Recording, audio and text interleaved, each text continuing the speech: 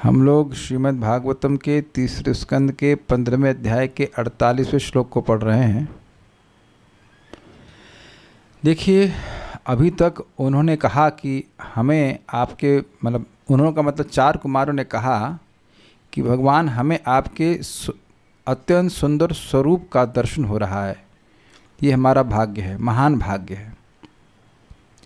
इस श्लोक में वो कह रहे हैं कि आपका साक्षात दर्शन होना तो अलग बात है, वो तो किसी कहना ही क्या। आपके श्रवण कीर्तन में भी जो सुख है वह ब्रह्मानुभव में भी नहीं है। जिस ब्रह्मानंद को असीमित कहा जाता है, असीमित सुख कहा जाता है उसको, उसमें भी वह सुख नहीं है जो भगवान के श्रवण कीर्तन में है। ये है आज की थीम। और इस कारण से जो भक्त आपके कथा के श्रवण कीर्तन आदि में, नाम जप में, कीर्तन में, नाम संकीर्तन आदि के सुख को समझने वाले हैं, वह आपकी मोक्ष रूपी कृपा को भी कुछ नहीं समझते हैं। बात यह है, क्योंकि मोक्ष का सुख भी भगवान के श्रवण कीर्तन के बराबर जो श्रवण कीर्तन जो सुख देता है उसके बराबर वह सुख नहीं देता है, मोक्ष का सुख। इस कारण से भक्त जो भगवान की कथा के रस को समझने वाले हैं, वह अगर भगवान उनको मोक्ष देते भी हैं तब भी उसको वह स्वीकार नहीं करते। क्या दिया आपने ऐसे क्या दे रहे हैं, क्या दे रहे हैं, ये ले लो, मोक्ष ले लो, क्या करें इसका, श्रवण कीर्तन का सुख है। अब इससे समझ लीजिए कि हमारे कितने बड़े भाग्य का निर्माण हो रहा है। देखिए, हम लोग को मोक्ष के लिए गियर नहीं किया जा रहा है, हम लोग श्रवण कीर्तन का ही अभ्यास कर रहे हैं। और ये बात सत्य है कि हमें ऐसा सुख अभी नहीं मिल रहा है। सुख तो सुख मिल रहा है, इसमें कोई संदेह नहीं है, लेकिन वैसा सुख नहीं मिला इसका वर्णन यहाँ पे हो रहा है। लेकिन इससे अपना भविष्य देख लेना चाहिए। Why 16, why not 16,000। हम लोग को थोड़ा बहुत किसी दिन अटेंटिव चैंटिंग हो जाती तो बड़ा अच्छा जप हुआ, बड़ा अच्छा जप हुआ, लेकिन वास्तविक जप का सुख 16 माला क्यों, 16,000 क्यों नहीं। इससे नेगेटिव नहीं भावना आनी चाहिए, नम्रता आनी चाहिए कि हमको आगे बहुत जाना है। लेकिन ये खुश होना चाहिए कि जो प्रोसीजर हमको दिया गया है श्रवण कीर्तन का, ये बहुत ज़बरदस्त है, ये बहुत ज़बरदस्त है। तो जिस भी साधक के भक्तिवाद कर रहा हूँ मैं, उसको श्रवण कीर्तन का मौका पर्याप्त तरह से नहीं दिया गया तो वो सुखी नहीं हो सकता है। मैं भक्तों की बात कर रहा हूँ, भक्त के अलावा तो सब दुखी हैं। लेकिन जो भक्ति में भी श्रवण कीर्तन नहीं कर रहा है, उसको एक खाना पूर्ति की तरह हो रहा है कि हाँ कर लेते हैं, इतना दिखाना है, लिखना है अपने साधना चार्ट में, इतने घंटे सुन लिया, आधा घंटा सुन लिया, 15 मिनट, उससे काम बनेगा नहीं। एक माता जी मुझे प्रश्न करी कि प्रभु जी हम जो कथा सुनते तो तुरंत हमारे मन में कुछ खराब विचार आने लग जाते हैं। और कितनी देर सुनती हैं? कहते हैं 10 मिनट। हमने कहा 10 मिनट में क्या होगा, 10 मिनट में तो भोजन नहीं होता है, 10 मिनट में कथा क्या मालूम करेंगे। सुबह से शाम तक मरती हैं नौकरी में, तो वहाँ 10 मिनट में नौकरी करने में क्या मिले, कुछ नहीं मिलेगा। कम से कम रोज़ 1 घंटा सुनेंगे तब आपको समझ में आएगा कि जीवन में परिवर्तन क्या आ रहा है। 10 मिनट में क्या समझा लेंगे, एकदम मजाक है। तो यहाँ बात यही है। इससे एटलीस्ट मुझे अपना भाग्य समझ में आ रहा है कि भाई कुछ रस मिल रहा है। ये तो नहीं कह सकते कि बहुत दिन कुछ रस कथा का मिल रहा है। और यही कथा कितनी आस्वादनीय हो जाएगी जब हम वाकई रसज्ञ हो जाएंगे। इसी कथा से हृदय पवित्र होगा और इसी कथा से सारी भौतिक विषय आसक्ति समाप्त हो जाएगी। मैं बिल्कुल फिर एम्फेटिकली बोल रहा हूँ, मैं अपनी बात करूँ तो सारी विषय आसक्ति समाप्त नहीं हुई है, सारी है भी नहीं, सारी समाप्त भी नहीं हुई। लेकिन जितनी भी समाप्त हुई है वह नाम जप के प्रति जो आकर्षण है, जितना भी है, और कथा के प्रति जो आकर्षण है, उसी की वजह से हुई है। और ये स्मरण रखना चाहिए कि ये असीमित रूप से आकर्षण से युक्त हैं। तो ये अपने आकर्षण से, भगवान की कथा अपने आकर्षण से व्यक्ति को जगत से वो विरक्त कर देती है। ये सिस्टम है कृष्ण कॉन्शियसनेस का। कृष्ण कॉन्शियसनेस में वो व्यक्ति आ रहा है जो पूरी तरह विरक्त भी नहीं है, पूरी तरह आसक्त भी नहीं है। तो इतना भी आसक्त नहीं कि वो कथा में नहीं आ पाए, नौकरी में फंसा रहे, और और कोई कार्य करने में फंसा रहे, और इतना भी विरक्त नहीं कि कथा से विरक्त हो जाए। तो जब व्यक्ति भगवान की कथा सुनने में का इच्छुक हो जाता है तो भगवान की कथा ही उसको ऐसा टेस्ट देती है कि वह अन्य चीज़ों को भूल जाता है। जैसे माँ अपने बच्चे को अच्छी वस्तु देती है, उससे वो अपने आप ही खराब चीज़ें खाने की आदत छोड़ देता है। यह है तरीका कृष्ण कॉन्शियसनेस का। तो यहाँ पे 4 कुमार हैं, वो कह रहे हैं कि आपकी कथा इतनी अद्भुत है कि उसके आगे मोक्ष का सुख भी कुछ नहीं गिना जाता। और ये शुद्ध भक्ति का गुण है, मोक्ष लघुताकृत, मोक्ष के सुख को भी लघु करने वाला सुख भगवान की भक्ति के द्वारा प्राप्त होता है। ये भाव भक्ति के स्तर पर होता है, भाव भक्ति के स्तर पर होता है। लेकिन ऐसा होता है, मेरे पीछे बोलिए। नात्यंतिकम विगणयन्त्यपि ते प्रसादम किं वन्य दर्पित भयम भ्रुव उन्नयस्ते। नात्यंतिकम विगणयन्त्यपि ते प्रसादम किं वन्य दर्पित भयम भ्रुव उन्नयस्ते। येंग त्वदङ्घ्रिशरणा भवतः कथायाः कीर्तन्य तीर्थयशसः कुशला रसज्ञाः। येऽं त्वदङ्घ्रिशरणा भवतः कथायाः कीर्तन्य तीर्थयशसः कुशला रसज्ञः। नात्यन्तिकं विगणयन्त्यपि ते प्रसादं किं वन्य दर्पित भयं भ्रुव उन्नयस्ते। नात्यन्तिकं विगणयन्त्यपि ते प्रसादं किं वन्य दर्पित भयं भ्रुव उन्नयस्ते। येंग त्वदङ्घ्रिशरणा भवतः कथायाः कीर्तन्य तीर्थयशसः कुशलः रसज्ञाः। येऽं त्वदङ्घ्रिशरणा भवतः कथायाः कीर्तन्य तीर्थयशसः कुशला रसज्ञः। नात्यन्तिकं विगणयन्त्यपि ते प्रसादं किं वन्य दर्पित भयं भ्रुव उन्नयस्ते। नात्यन्तिकं विगणयन्त्यपि ते प्रसादं किं वन्य दर्पित भयं भ्रुव उन्नयस्ते। येंग त्वदङ्घ्रिशरणा भवतः कथायाः कीर्तन्य तीर्थयशसः कुशला रसज्ञाः। येऽं त्वदङ्घ्रिशरणा भवतः कथायाः कीर्तन्य तीर्थयशसः कुशला रसज्ञः। बोलिए।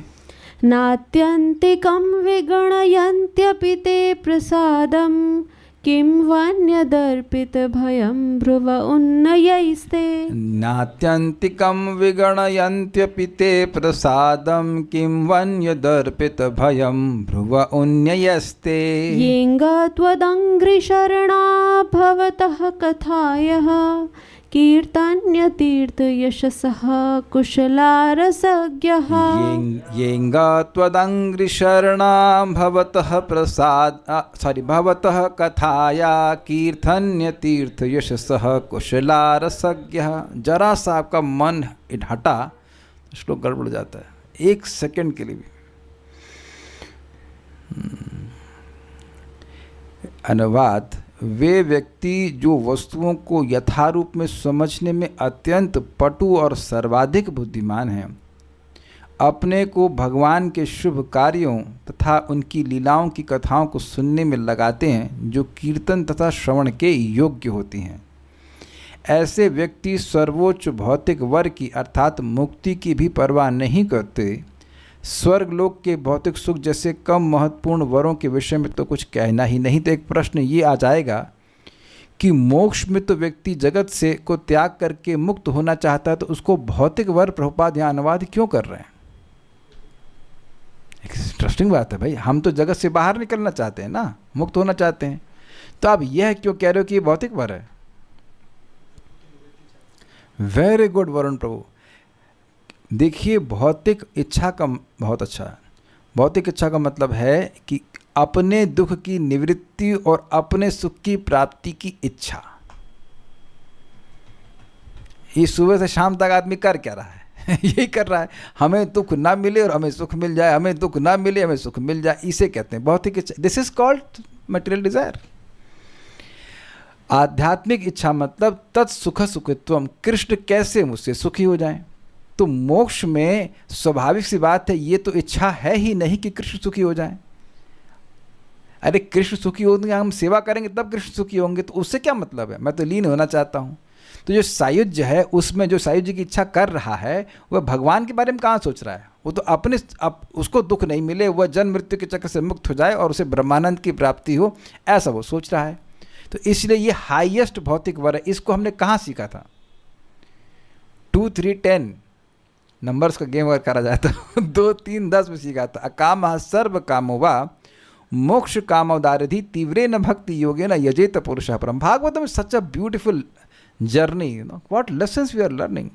वहाँ वर्णन था कि अकामा, कोई इच्छा नहीं है, अकामा सर्व कामा, सारी कामना वाला हो, या मोक्ष कामी हो, वह उदार बुद्धि कहे जाएंगे अगर भगवान की पूजा करते हैं। तो प्रश्न होगा कि भाई मोक्ष कामी तो कुछ नहीं चाहता, तो उसको अकाम ये अलग क्यों रख रहे हैं? तो कह रहे हैं देखिए जो सर्व काम है उसमें वो बेसिकली सारी कामनाएं उसी कैटेगरी में आती हैं कि मुझे सुख मिले और मेरे दुख की निवृत्ति हो जाए। तो जो मोक्ष कामी वो हाईएस्ट लेवल में चाहता है।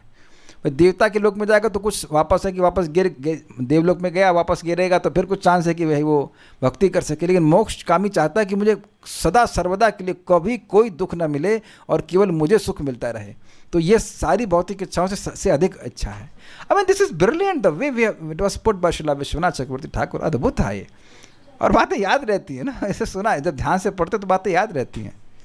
सबसे बड़ी इच्छा इसीलिए कह रहे तार मध्य मोक्षवांचा कैटभ प्रधान जहाँ हईते कृष्ण भक्ति हई अंतर ध्यान। सारी भौतिक इच्छाएं चीटिंग ही है और उसमें सबसे बड़ी चीटिंग है मोक्ष की इच्छा। तो कह रहे हो मोक्ष की परवाह नहीं करते हैं। तो जब मोक्ष की परवाह नहीं करते हैं तो स्वर्गलोक की क्या परवाह करेंगे? अब देखिएगा अनवय, अंग हे भगवान। एक्चुअली जब हम बोल रहे थे श्लोक को तब एक चीज़ मेरे मन में आई थी, मैं भूल गया था कि श्लोक क्या है 48 है ना, इसमें बोला गया था कि अंग क्यों कहें। मैं टीका में पढ़ा लेकिन थोड़ा आलस में रखा नहीं। यहाँ पे एक पॉइंट था लेकिन वो भूल गया मैं कि अंग क्यों कह रहे थे, जबकि बड़ा सुंदर अर्थ लिए थे। मैं समझाता हूँ कि क्या कहे थे, रुक जाइएगा 1 मिनट। बहुत सुंदर, भगवान को अंग क्यों कह रहे हैं? हाँ, कह रहे यथा शरीरम बिना न लौकिकम सुखम तथा त्वाम विनापि न परमार्थम सुखम इति सूचयन्तः संबोधयन्ति अंग इति। कह रहे हैं कि जैसे शरीर के बिना कोई लौकिक सुख मिल सकता है, नहीं मिल सकता है, ऐसे आपके बिना कोई परमार्थिक सुख नहीं मिल सकता, नहीं मिल सकता। इसलिए भगवान को यहाँ पे अंग कह रहे हैं। वही मैं छूट, ये एक ही पॉइंट था इसलिए मैं उसको रखा नहीं, मैं याद करके बोल दूंगा लेकिन भूल गया था। समझे, भगवान को अंग कह रहे हैं। अंग जनरली आप देखिए इस जगत में छोटे बच्चों को कहते हैं, मतलब अपने से छोटों को कह रहे हैं। विदुर जी को मैत्री मुनि अंग कह रहे हैं, अपने से छोटों को अंग कह रहे हैं। तो भगवान को अंग कहना, अंग मतलब आत्मीयता सूचित करता है। तो यहाँ ये भी अर्थ है, लेकिन यहाँ बड़ा सुंदर गिरधरलाल जी कहते हैं कि जैसे शरीर के बिना, शरीर तो एक अंग है, तो शरीर के बिना कोई लौकिक सुख नहीं मिलता है, ऐसे आपके बिना कोई परमार्थिक सुख नहीं मिल सकता है। जैसे कि श्लोक से स्पष्ट है कि भगवान के श्रवण कीर्तन में जो सुख है वो ब्रह्मानंद में भी नहीं है। तो भगवान जब लीला करेंगे ही नहीं तो श्रवण कीर्तन करेंगे कैसे? तो भगवान के बिना कोई सुख नहीं है परमार्थिक। इसलिए कह रहे हैं हे अंग, हे भगवान, ये त्वदंग्रि शरणा, आपके अंग्रि त्वद अंग्रि आपके चरण, शरणा आपके चरण कमल ही जिनके शरण है ऐसे वे भक्त। ये मतलब जो त्वदंग्रि शरणा, आपके चरण कमल के शरणागत भक्त हैं। शरण का क्या अर्थ है वेदवादिनी? शरण या शरणागति? शरणा मतलब जो शरणा मतलब जो शरणागत हैं। तो शरण का क्या मतलब होता है? जिसकी शरण ली होती है, जहाँ दुखों की निवृत्ति होती है। इतना डाउट हो रहा है, सुखों की प्राप्ति होती है। जब भूख लगती है तो आप बाथरूम की शरण लेती हैं कि किचन की शरण लेती हैं? तो इतना डाउट से बोल रहे हैं, अरे कॉन्फिडेंस से बोलो। देखिए डाउट से आप क्यों बोल रही हैं? नहीं रुकिए, आप डाउट से क्यों बोल रही हैं? इसका मतलब कंसेप्ट समझ में नहीं आया है। अगर मैं एस्ट्रोलॉजी में बोलूं कि एकदम कॉन्फिडेंस से बोलता हूँ कि शनि जिसका स्ट्रांग होता है उसके हृदय में वैराग्य रहता है कि नहीं? नहीं होता। तो अब देखो, हमने तो एस्ट्रोलॉजी पढ़ी नहीं, जितना आपसे सुना उसको एकदम धड़ से बोलते कि समझ में आ गया कि जिसका शनि स्ट्रांग होगा, जिसका शुक्र स्ट्रांग होगा, उसको खाने पीने में, भोग विलास में बहुत रुचि होगी। तो आपने शरण, अब गलत प्रश्न पूछा। हमने पूछा कि शरण क्या होता है। गलत प्रश्न किए हैं, गलत प्रश्न तो नहीं किए। इस प्रश्न स्पष्ट था कि शरण का क्या मतलब होता है कि जहाँ व्यक्ति सुख की प्राप्ति करता है और वहाँ दुख की निवृत्ति हो जाती है। तो शरणा का मतलब क्या हुआ? जो भगवान के चरण कमलों को ही अपने सुख का एकमात्र आश्रय मानते हैं और वो जानते हैं कि वही उनके दुख की निवृत्ति होगी। इस तरह से तब एक प्रश्न हो जाएगा, अरे तो ये तो लग रहा है अपने सुख के लिए भगवान की शरण ले रहे हैं। नहीं, त्वदंग्रि शरणा मतलब भगवान को सुखी करके ही मैं सुखी होऊंगा। देखिए, सुख की वासना गलत नहीं है, जीव स्वरूपतः सुखमय है। हम लोग भोग क्यों करते हैं बताइए? क्यों करते हैं भोग? क्योंकि वो शरीर जो कार्य है वो उसमें हमारी सुख बुद्धि है। आप समझ रहे हैं? जब तक व्यक्ति को आध्यात्मिक सुख नहीं मिलेगा वो उसके लिए भोग छूटने वाले ही नहीं है, क्योंकि हर क्षण हमें सुख चाहिए भाई साहब। We are hungry for happiness and that's absolutely normal. सुख की इच्छा कोई प्रॉब्लम नहीं है, लेकिन तत् सुख सुखित्वम, तत् मतलब कृष्ण, उनका सुख सुखित्वम, उनके सुख से, उन भगवान के सुख से सुखी होने का गुण। तो सुख चाहना कोई दिक्कत नहीं है। इसीलिए कह रहे हैं त्वदंग्रि शरणा, ये त्वदंग्रि शरणा जो आपके चरण कमलों के शरण में हैं, ऐसे शरणागत हैं, अर्थात आपकी भक्ति करके ही वे जो अपने को सुखी मानते हैं, वो समझते हैं कि भक्ति करके ही हम सुखी होंगे। ऐसे भक्त कीर्तन्य तीर्थ यशसः, कीर्तन्य मतलब जो कीर्तन करने योग्य हैं, एवं तीर्थ के समान पवित्र है जो भगवान का यश। भगवान का यश कीर्तन्य है, मतलब कीर्तन करने योग्य है, बोला जाने योग्य है। और तीर्थ जैसे जीवों की अविद्या का नाश करते हैं, उनको पवित्र करते, ऐसा पवित्र करने वाला। इसका अंदाज आपको हम देंगे। गंगा जी विश्व प्रसिद्ध तीर्थ है, एक्चुअली ब्रह्मांड प्रसिद्ध तीर्थ है। पूरे ब्रह्मांड में प्रसिद्ध है कि गंगा जी तीर्थ हैं, सर्वश्रेष्ठ तीर्थ हैं। तो अब उनका क्या हिसाब है कि पूरे ब्रह्मांड में 3.5 करोड़ जो तीर्थ हैं वो गंगा जी के जल में विद्यमान रहते हैं, और वह गंगा जी भगवान के चरणों से निकली हैं, ये भी आप जानते हैं। इसीलिए भगवान को तीर्थ पाद कहते हैं, यह भी आप जानते हैं। तो जब कोई व्यक्ति भगवान का यश सुनता है तो भगवान कृष्ण कथा के रूप में अपने चरणों सहित कथा के रूप में भक्त के कान से उसके हृदय में जाते हैं। कुछ गंगा जी से लिख के समझ में आया? गंगा जी भगवान के चरणों से आई हैं, तो गंगा जी महान तीर्थ हैं, उनमें 3.5 करोड़ तीर्थों का निवास है। तो जहाँ गंगा जी होंगी वहाँ पे पवित्रता होगी। तो अब भगवान के चरणों से आई हैं, तो जहाँ भगवान के चरण होंगे वहाँ गंगा जी तो होंगी। कहने का मतलब सारे पुण्य निवासित होंगे। तो अब भगवान कैसे आते हैं?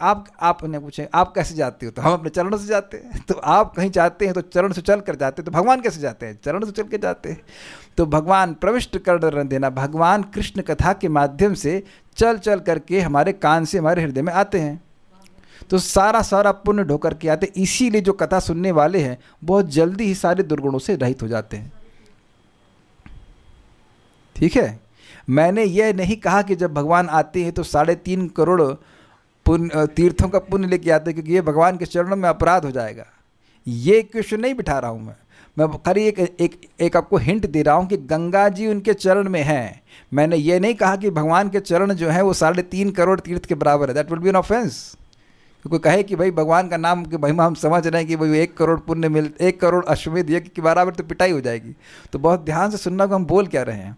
एक आइडिया देने के लिए कि श्रवण कीर्तन करने से कितना लाभ है, इसीलिए एक सिलेबल भागवतम का महान पुण्य की सृष्टि करने वाला है।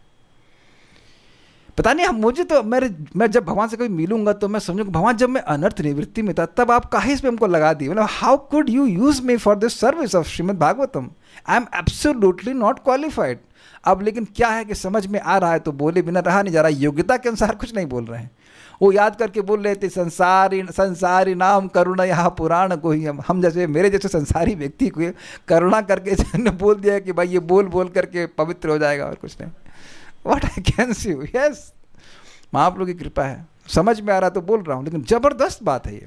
तो जब समझ रहे हैं ये कीर्तन तीर्थ यशसा जो है ये भगवान के यश का विशेषण है, भगवान का भी विशेषण है। भगवान का विशेषण है कि भगवान जो हैं उनका जो यश है वह कीर्तन है, बोलने योग्य है। इसे क्या शिक्षा मिल रही है कि भगवान के यश के अलावा कुछ बोलने योग्य है नहीं। क्यों?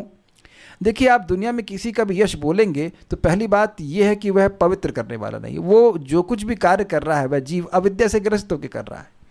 तो जो कुछ भी हम कह रहे हैं कि बड़ा सुंदर है, उसने बड़ा महान कार्य किया, ये किया वो किया, वह अपने स्वरूप को भूल के कर रहा है। कोई भगवान की भक्ति कर रहा है, उसका आप बोल रहे हैं भाई इतना जप किए, इतनी तपस्या की, तो बड़ी अच्छी बात है।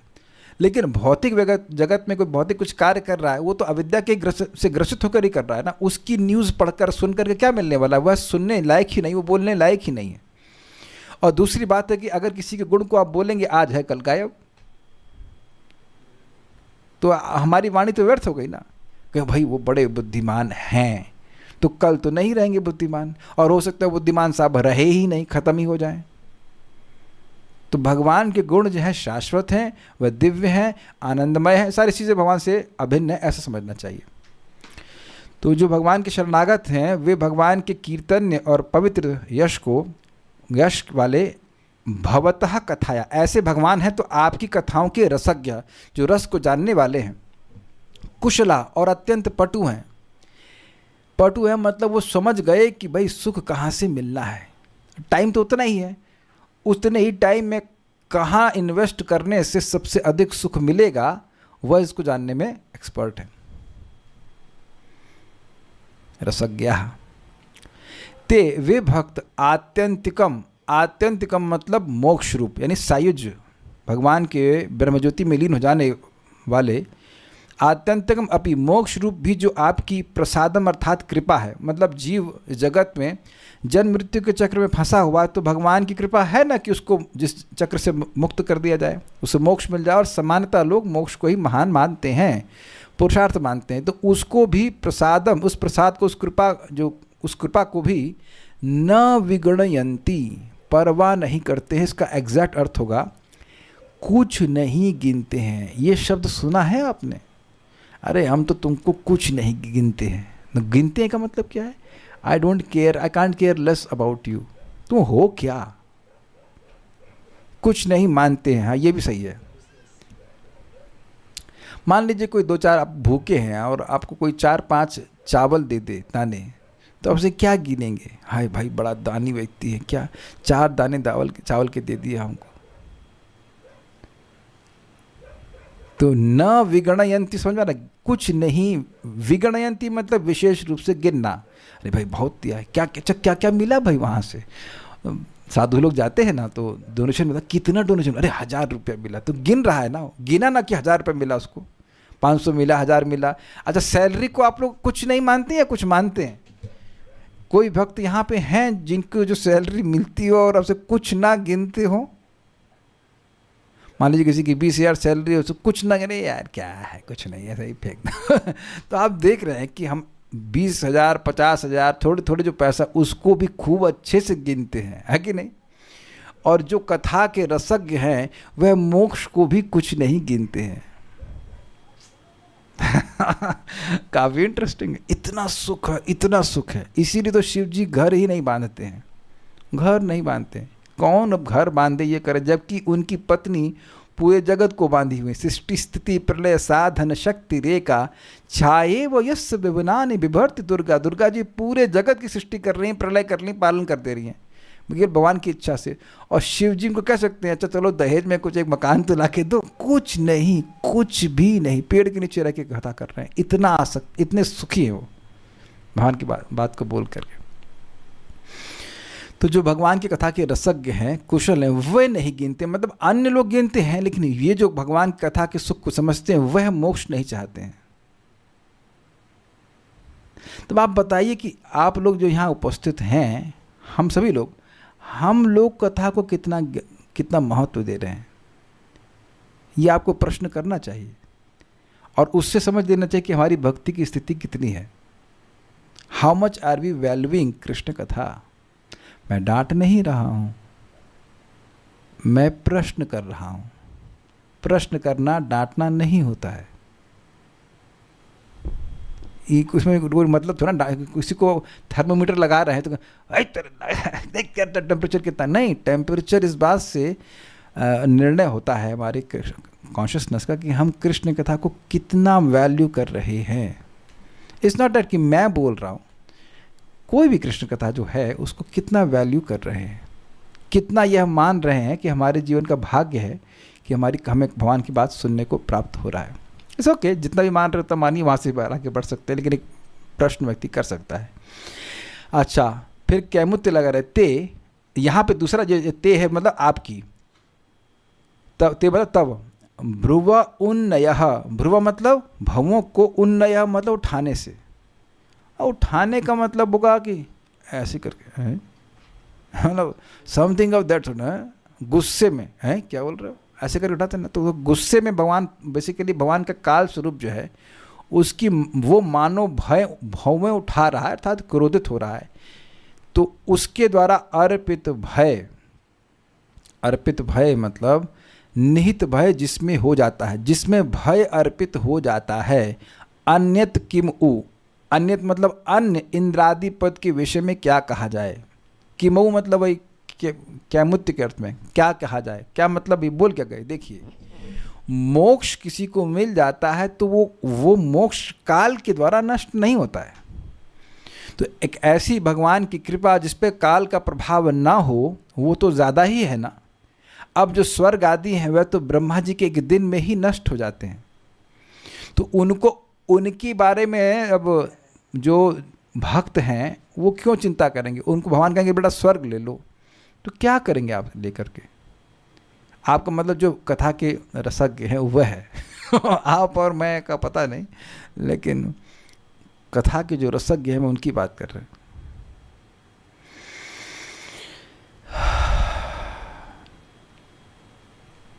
ओके, चलिए हम कुछ प्रश्न करते हैं। श्री वल्लभा देवी माता जी, आप चैट पे टाइप करके बताइएगा कि इसमें क्या कैमुत्य बताया गया है, बस टाइप करके बता दीजिए। हम कथा आगे बढ़ा रहे हैं, आप टाइप करके बताइए कि क्या क्या कहा गया। अब चश्मा लगा के देख रही हैं और भी कुछ काम कर रही थी, हैं सोच रही डांट नहीं पड़ेगी, हमको दिखाई नहीं पड़ रहा कौन क्या कर रहा है यहाँ स्वर्ग चला गया, माउस खत्म हो गया, ये अपनी पूरी छान रही हैं, क्या कर रही हैं हमको पता नहीं, क्या कर रही थी आप, ध्यान नहीं दे रही हैं थोड़ा ध्यान दीजिए भाई। एक प्रश्न कर रहे हैं, भ्रुवों उठाने से क्रोध किस बात पर हुआ, एक बार फिर बता दीजिए। देखिए बात ये है, समझिए, संकर्षण भगवान नीचे हैं ब्रह्मांड के, वो चुपचाप देख रहे हैं कि ब्रह्मा जी के दिन की शुरुआत सारे लोग कर क्या रहे हैं भोग में पड़े हुए हैं। तो एक मनवंतर बीत गया, 2 बीत गया, 3 बीत गया, 13 बीत गए, 14 बीत गया, भाई तुम लोग को यार समझ ही नहीं आ रहा है। तो संकर्षण भगवान गुस्सा हो जाते, कहीं एक ब्रह्मा जी का दिन बीत गया, तुम्हारी अकल नहीं आई तुम वही भोगों में लगे हो। तो गुस्सा होकर के वह, ऑब्वियसली गुस्सा होते हैं तो वो उनकी ब्रुकिटी चढ़ जाती होगी और वह अग्नि प्रकट करते हैं और उससे सारा जो त्रिलोकी है वो नष्ट होता है, ब्रह्मांड नष्ट होता है, त्रिलोकी नष्ट हो जाता है, तो उसमें सारे स्वर्ग खत्म हो जाते हैं। तो आप समझ रहे हैं कि वो जो भगवान का काल रूप है उसका क्रोध है कि नहीं। कुछ भाई 14 मनवंतर बीत गए, इन लोगों का कल नहीं आया, उनको फूंक दो, अब अगली बार मौका देंगे, ये हिसाब किताब है। ये समझ में आ रहा है कि इस जगत में जो कुछ ध्वंस हो रहा है तो भगवान का क्रोध है, और तो भगवान उस तरह से क्रोधित नहीं होते हैं जैसे हम सोच रहे हैं, लेकिन वो क्रोध का प्रकाशन है। तो उसी अर्थ में कह रहे हैं कि काल स्वरूप भगवान का जो, भाई कालोस्मि लोक क्षयकृत प्रवृद्धो, सुना है ना गीता में, मैं काल हूँ जो सभी को खत्म कर रहा हूँ। वहाँ भगवान ने दिखाया भी ना किस प्रकार से भगवान सबको खा रहे हैं क्रोध में आकर के, ये 11वें अध्याय में सुना था भगवद गीता में। तो कह रहे हैं कि ऐसे इंद्रादि पद के बारे में वो क्या चिंता करने वाले हैं जो एनी हाउ काल के द्वारा नष्ट हो जाता है। तो जो काल के द्वारा नष्ट नहीं होता उस मोक्ष की चिंता नहीं करते, और जो प्रसिद्ध है कि वो असीमित सुख है उसकी चिंता नहीं करते हैं। तो अब जो निम्न सुख है, पहली बात तो निम्नतर सुख है स्वर्ग का, और अल्प है, और मात्रा में भी अल्प है और टाइम में भी अल्प है, उसके बारे में क्यों चिंता करने वाले हैं। इसीलिए भगवान ने कहा है स्वर्गाप वर्ग मद धामा कथंचित यदि वांछति मद भक्ति लभते अंजसा। मेरे भक्त बड़ी आसानी से प्राप्त करते हैं क्या, स्वर्ग, मोक्ष या मेरा धाम, अगर वो चाहते हैं। अर्थात वो चाहते नहीं तो प्रश्न होगा, चलो स्वर्ग नहीं चाहते समझ में आ रहा है, मोक्ष नहीं चाहते समझ में आ रहा है, भाई धाम क्यों नहीं चाहते हैं। बेसिकली धाम वो इसलिए नहीं चाहते हैं कि उनको जगत से मुक्ति मिल जाए, जो व्यक्ति शुद्ध भक्ति में आ गया, उससे कथा कीर्तन के द्वारा इतना सुख मिलने लगता है कि अब उस प्रकार की स्प्रिया ही समाप्त हो जाए कि हमें धाम मिले और तब हम सुखी होंगे। उम्मीद है कि यह बात समझ पा रहे हो। लेकिन अगर वो चाहता है तो वह भी मिल जाता है। इसीलिए आप सुनते हो कि नाम बोलने से वैकुंठ की प्राप्ति हो जाएगी, तुलसी जी को देखने से वैकुंठ की प्राप्ति हो जाएगी, क्योंकि एक्चुअली आसान है। अगर व्यक्ति अपराध नहीं करे तो ये सारे साधन इतने शक्तिशाली हैं कि थोड़ा सा करने से भी धाम की प्राप्ति हो जाती है। भगवान स्वयं बोल रहे हैं इस बात को। तो ये बड़ी सुंदर बात है। और हाँ, एक बात बताना भूल गया कि यहाँ पे 4 कुमार कह रहे हैं कि जो आपकी कथा में कुशल हैं, रसज्ञ हैं, वह तो मोक्ष को भी कुछ नहीं समझते हैं। तो इसलिए स्वाभाविक सी बात है कि जिसके हृदय में प्रेम होगा वही कथा का इस प्रकार का आस्वादन कर पाएगा। तो यहाँ पे ये भगवान से भक्ति की प्रार्थना कर रहे हैं कि हमें भी भक्ति प्रदान कीजिए, क्योंकि वो समझ रहे हैं कि भगवान की कथा में कितना सुख है। ये बात है। मेरे पीछे बोलिए, वो बोल चुके हैं। नात्यंतिकम विगणयंत्यपि ते प्रसादम। जो आत्यंतिक सुख है, मोक्ष है, उसको भी आपके प्रसाद के रूप में, कृपा के रूप में वह नहीं गिनते हैं। कुछ नहीं दिया, कुछ नहीं चाहिए भाई। किम उ अन्यद अर्पित भयम। तो अन्य का क्या कहना? अन्य जो मतलब स्वर्ग आदि है, उनका क्या कहना जिसमें भय अर्पित है। अर्पित मतलब समर्पित है, रखा हुआ, भय रखा हुआ। किस चीज से? ब्रुव उन्नयस्ते। उन्नयस मतलब भगवान की भ्रुवों के उठाने से जो नष्ट हो जाएंगे, इस कारण से जहाँ पे स्वर्ग आदि में भय है, उन स्वर्ग आदि को प्राप्त करने के बारे में क्या कहना? ये अंग, हे भगवान, जो तुदंग्रि शरणा, जो आपकी शरणों के शरण में रहते हैं, चरणों की शरण में रहते, चरण कमलों की शरण में रहते हैं, भवतः कथा, या आपकी कथा को, जो आप कैसे हैं? तो कहते हैं कीर्तन्य, कीर्तन करने योग्य, तीर्थों के समान पवित्र करने वाला आपका यश है, उसको, उसका आस्वादन करने में जो कुशल हैं, पटु हैं और रस को जानने वाले हैं, ऐसे लोग इस प्रकार की इच्छा नहीं करते। यानी कि जो लोग कथा के रसिक नहीं हैं, वो जरूर मोक्ष को अच्छा माने। वो जो हो सकता है वो स्वर्ग को अच्छा माने, वो अमेरिका को अच्छा माने, अमेरिका को भी अच्छा मान सकते हैं, लेकिन कथा का जिसको रस मिल गया वो उनमें से किसी वस्तु को अच्छा नहीं मानेगा। क्या करेंगे? अब विचार कीजिए, आप अभी विचार कर लीजिए कि आपको मान लीजिए अमेरिका भेज दिया जाए, खूब कोई काम नहीं करना पड़ेगा, खाने पीने की सारी व्यवस्था है, लेकिन कथा सुनने को ही नहीं मिलेगी, रिकॉर्डिंग भी नहीं मिलेगी। तब बताइए कि कौन जाना चाहेगा? आप ही को अगर रोटी तो यहाँ भी मिल रही है, तो फिर वहाँ क्या करेंगे जाकर के? जो बुद्धिमान भक्त है वह ऐसा सोचेगा, और बाकी लोग तो छोड़ ही रहे कथा को, जीवन में कोई मतलब नहीं है। Can you understand? कुछ समझ रहे हैं अपनी स्थिति को? यहाँ आप सभी लोग अलग अलग भौतिक बैकग्राउंड से आए हुए हैं, तो कथा सुनने को ही आए हैं ना। यानी कि कुछ और कार्य इस समय कर सकते थे, उसको छोड़कर कथा सुन रहे हैं, इसका मतलब है कि कथा के प्रति कुछ आदर बुद्धि है कि नहीं है? तभी है, तभी तो आए ना।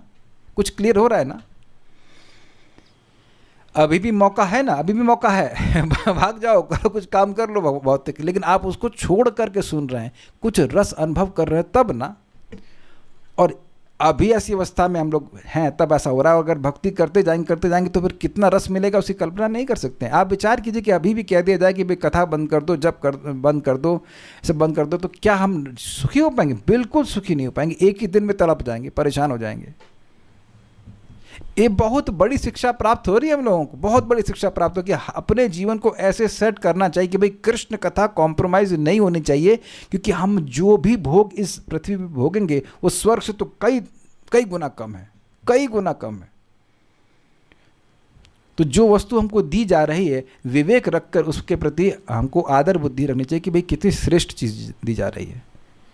भक्ति में आने के बाद मोक्ष की कामना से तो भक्ति नहीं करता, तो क्या इसे पता चलता है कि वो रसज्ञ है? क्या इससे पता चलता है कि वो रसज्ञ? अच्छा प्रश्न कर लिया। मेरे मन में कुछ बात आ रही थी और वो उन्होंने निकलवा ही ली। मैं उसको सोच रहा था कि नहीं बोलूं, लेकिन आपने निकलवा ली। देखिए,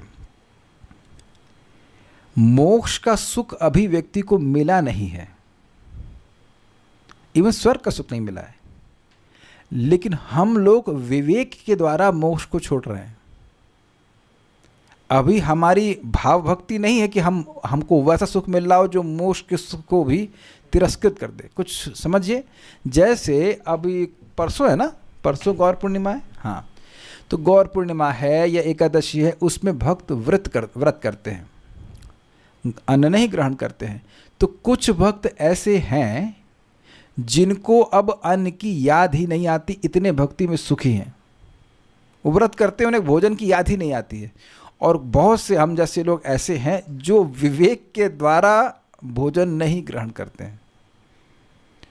तो हम लोग मोक्ष को इसलिए अभी नहीं त्याग रहे हैं क्योंकि हम लोग मोक्ष को त्याग तो रहे हैं, लेकिन इसलिए नहीं कि हम बहुत सुखी हैं, इसलिए त्याग रहे हैं क्योंकि विवेक हमको दिया गया है कि वहाँ पे तुम्हारी अस्तित्व लीन हो जाएगा, तुम करोगे क्या वहाँ पे। क्या मैं समझा पा रहा हूँ? क्योंकि अब ये भी हम अपनी बात को अगर करें तो हम छोटी छोटी चीज़ों की वजह से श्रवण कीर्तन को एटलीस्ट रोक देते हैं। आई वुड से रोक देते हैं, इफ नॉट से कि छोड़ देते हैं, लेकिन रोक तो दे ही देते हैं। अब थोड़ा रुक जाए, सुन तो लिया ना कथा, थोड़ा रुको भी, कुछ और भी पे बात करना है ऐसा। आप मैं समझा पाया मैंने क्या कहा? अगर भक्ति का सुख वैसा मिल रहा होता जैसे यहाँ पे लिखा है, तब तो हम किसी चीज़ की परवाह नहीं करते। लेकिन अभी हमारे लिए भी अच्छा है कि हम लोग विवेक के द्वारा, फिलॉसफिकल अंडरस्टैंडिंग के द्वारा मोक्ष को नहीं स्वीकार कर रहे हैं कि उस तरह का सायुज्य मुक्ति हमको नहीं चाहिए, जो कि बहुत अच्छी बात है भाई। अल्टीमेटली कार्य तो वही कर रहे हैं ना कि एकादशी में हम अन्न नहीं खा रहे हैं, कारण कुछ भी हो, लेकिन अभी हम लोग विवेक के कारण ऐसा कर रहे हैं। ये चीज़ है।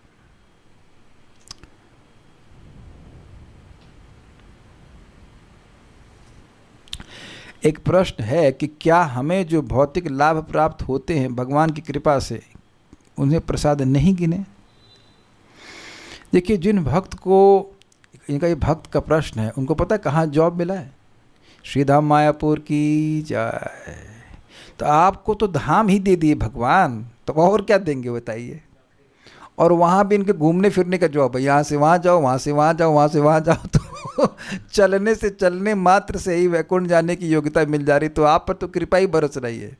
इसको भौतिक कहा जाएगा। किसी को नवद्वीप धाम में रहने के लिए मिल जाए हमेशा के लिए, एटलीस्ट आई अंडरस्टैंड कि उनको जॉब हमेशा के लिए मिल गया है, और थोड़ी सी भक्ति करे, मतलब थोड़ी कुछ समय भक्ति करे, तो ये कोई भौतिक लाभ है?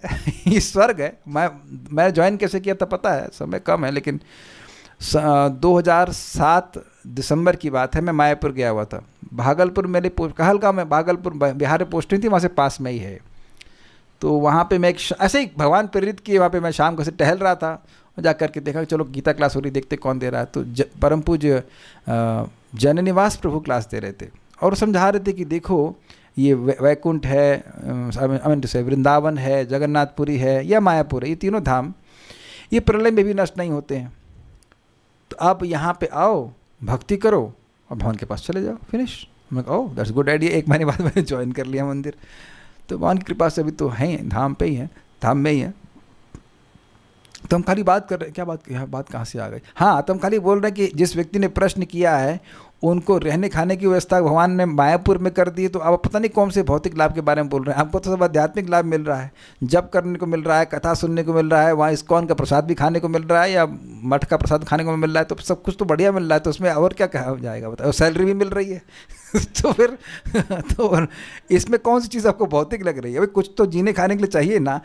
पता है फंडा क्या है? जब आपको ऐसा भगवान व्यवस्था करें तो आपको सोचना, अरे यार भगवान कितने दयालु हैं कि हमको भक्ति करने के लिए इतनी सुविधा दे रहे हैं। मैं नालायक हूँ, मैं आपको को बोले मैं मान रहा हूँ हमेशा कि मैं अगर भक्ति नहीं कर रहा हूँ, जब मैं नहीं करता हूँ तो मतलब भगवान ये मेरी ही गलती है। आप तो सारी सुविधा दे रखे हैं, दिस इज़ वेरी अमेजिंग। ये आप लोगों को, सब लोगों को, ये मेरे वचन नहीं, प्रभुपाद कहते हैं कि जब भगवान किसी भक्त को भौतिक रूप से भी ठीक रख रहे हैं तो अब उसको स्मरण करना चाहिए कि भगवान आपकी कितनी कृपा है कि मुझे भक्ति करने का मौका दे रहे हैं। हम वेदवादिनी का मजाक बनाएंगे, ये इनकी थोड़ा सी तबीयत ऊपर नीचे हो रही है तो इनके कुछ मार्केट चलता है तो इनको मृत्यु तुल्य कष्ट आना चाहिए। तो हम ऐसे बार बार परेशान हो रही है, मैं हमें तो कष्ट नहीं है, ये वो। अच्छा, हमने कहा शरीर में कहाँ कष्ट है? कहते कहीं नहीं है। उन्होंने कहा था तुम्हारे एस्ट्रोलॉजी का मतलब क्या हुआ, जब कष्ट कुछ है नहीं, लिखा हो तो लिखा रहने दो। भागवत बोल रही है ना कि नाम जप करने वाले के सारे कष्ट को नष्ट करते हैं। अरे थोड़ी थकान हो गई तो दुनिया में थकान सबको होती है, कौन सी बहुत बड़ी, उसे मृत्यु तो लोग कष्ट तो नहीं कहते हैं। अभी तो बनाया प्रसाद आपने, इतना क्या चिंता करना। इसके लिए ग्रेटफुल होना चाहिए। राधा रानी की कितनी दया है, हमारा कर्म कितना खतरनाक हो सकता था लेकिन आपने कितने हल्के में पास कर रहे हैं। आप बड़ी दयालु माँ है, पिटाई नहीं करती, चप्पल नहीं बजा रही है हमारे ऊपर, बहुत दया कर रही है, बहुत दया कर रही है। हर भक्त को ये पॉजिटिव वे में रखना चाहिए। भगवान क्यों क्या इधर इनको डांट लगाते हैं बहुत। श्री वल्लभ माता जी आराम से रह रही ना धाम में आप, हाँ आराम से, ठीक, तो बस तो खुश रहना चाहिए। अब भगवान के आपको पेड़ के नीचे डाल देंगे, फिर आप भक्ति करोगे नहीं करेंगे। तो भगवान जानते हैं कि मटेरियल फैसिलिटीज चाहिए। प्रभुपाद बहुत सुंदर समझाते हैं, material necessities are not material desires. हमारी कुछ भौतिक आवश्यकताएं वो पूर्ण होना जरूरी है तो भक्ति कर पाएंगे। तो इसका मतलब ये नहीं कि भौतिक इच्छा पूर्ण कर रहे हैं। भगवान की भक्ति की स्पृहा बढ़ रही है, भगवान के श्रवण कीर्तन की स्पृहा बढ़ रही है, ये व्यक्ति का मुख्य लक्षण है कि भगवान उस पर कृपा कर रहे हैं। क्रमशः वह निष्काम होता जा रहा है, तो ये भगवान की उस पर दया का लक्षण है। अब एक प्रश्न और कर दिए, तो क्या कभी हमें मोक्ष के सुख का आभास होगा तो चांस है कि वी विल फॉल डाउन? ओ, कि इनका कहने का मतलब है कि क्या अगर भगवान हमको मोक्ष की गाजर दे देंगे तो क्या हम गिर जाएंगे? जी नहीं, क्योंकि आपको याद रहेगा कि भगवान की भक्ति का सुख उससे कहीं अधिक है। प्रमाण, ब्रह्मभूतः प्रसन्नात्मा न शुचति न कांक्षति समः सर्वेषु भूतेषु मद भक्तिम लभते पराम। जो ब्रह्मभूत अवस्था को प्राप्त हो गया, उसकी अविद्या से निवृत्त हो गया, तब क्या वो लीन हो जाता है? नहीं, वो भगवान की भक्ति के प्रति आकर्षित होता है। और आप ध्यान दीजिएगा कि हमारी ब्रह्मभूत अवस्था जब भी आएगी वो भक्ति के द्वारा आएगी। भाई साहब, ब्रह्मभूत अवस्था मतलब सारी भौतिक इच्छाएं समाप्त हो जाएंगी, तो भक्ति के द्वारा आई हैं, ये समझे बात। और एक बात स्पष्ट समझिए, आपको जो भी भक्त जब में आदि में कभी सुख मिला है तो आप किधर प्रेरित हो रहे हो? यार मैं और बढ़िया से माला करूंगा ताकि मेरे को और अच्छा जप में सुख मिले। क्यों? मुकुंद सेवनी, आपको भी कुछ दिन पहले जप में अच्छा लगा था तो आपके मन में क्या आया? अब मैं बहुत खराब जप करूंगी, है कि नहीं? नहीं, आपके मन में नहीं, मैं और अच्छे से जप करूंगी ताकि मेरा जप और अच्छा हो, मुझे और रस मिले। आप कहाँ मोक्ष में जा रहे हो? एक व्यक्ति बताओ स्वप्न में भी आप कभी ब्रह्म में लीन हुए हो सकता है कि स्वप्न में आपने रसगुल्ला खाया, गुलाब जामुन खाया। आज तक कोई व्यक्ति हो सकता है कोई ब्रह्मचारी मान लो सपने देखा हो कि शादी हो गई या शादीशुदा करा कि डाइवोर्स हो गया, एनी स्वप्न। लेकिन स्वप्न में भी कोई भक्त यहाँ आज तक नहीं बोला प्रभु जी मैं ब्रह्म में लीन हो गया था स्वप्न में। हाँ, स्वर्ग भी नहीं जाते हैं, लेकिन देख लीजिए, जिसकी इच्छा ही नहीं हो रही तो वो उसकी गाजर क्यों खिलाएंगे भगवान? जबरदस्ती नहीं खिलाएंगे। और उसका एक और प्रमाण है, बृहत भागवतामृत में शिवलोक तक पहुंच जाते हैं, क्या नाम से, गोप कुमार, और उनको ब्रह्म ज्योति दिख रही होती है, तो उनको ऐसा लगता है कि उसमें खिंच रहे हों, लाइक हाँ अट्रैक्ट हो रहे हों, तो घबरा जाते हैं। तो वहाँ पर वो उनको बचा लिया जाता है, वो सब प्रवेश नहीं करते हैं। सो लाइक दैट, अगर ऐसा मौका आने वाला नहीं, घबराइए मत। अजामिल नहीं गया तो आप काहे को इसमें लीन हो जाएंगे? अजामिल को भगवान मोक्ष की गाजर खिलाए नहीं, यहीं जब क्लियर हो गया, निंदा हो गई उसकी, तो फालतू नहीं स्वीकार करने वाले।